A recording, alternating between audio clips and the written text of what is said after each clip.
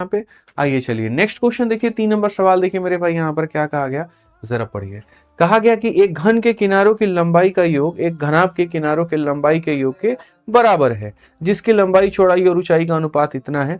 तो मेरे भाई कहा गया घनाभ का आयतन ज्ञात करिए यदि घन है। दो चीजें हैं आपके पास में, एक घन और एक घनाभ। ठीक है, जो घन का आयतन है वो हमारे सामने इतना है।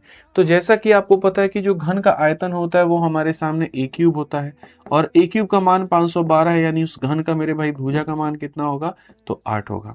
ठीक है, अब क्वेश्चन में कहा गया कि घन के सारे भुजाओं का योग, यानी घन के तीनों किनारों का योग, लंबाई चौड़ाई ऊंचाई, देखो यहाँ एक घन के किनारों के लंबाइयों का योग घनाभ के किनारों के लंबाइयों के योग के बराबर।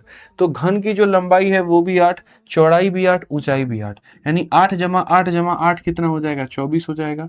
और घनाभ की जो लंबाई चौड़ाई ऊंचाई है, ये इसकी लंबाई, ये उसकी चौड़ाई, ये उसकी ऊंचाई, तो 4 3 7 और 1 मेरे भाई 8x हो जाएगा। तो यहां से मेरे भाई अगर आप देखोगे तो x का मान 3 आएगा, और x का मान 3 आएगा, तो जो घनाभ है उसकी मेरे भाई यहाँ 4 × 3 लंबाई कितनी हो जाएगी, 12, चौड़ाई कितनी हो जाएगी, 9, ऊंचाई कितनी हो जाएगी, तो 3 हो जाएगी। अब कहा गया मेरे भाई यहाँ पर कि जो घनाभ है उसका आयतन बताइए। तो घनाभ का आयतन कितना होगा, तो तीनों को गुना करिए, 12 × 9 × मेरे भाई 3, 108 का 3 गुना 300 कितना हो जाएगा, 24 हो जाएगा। और कौन सा ऑप्शन है, तो जो सी है वो हमारा करेक्ट आंसर है।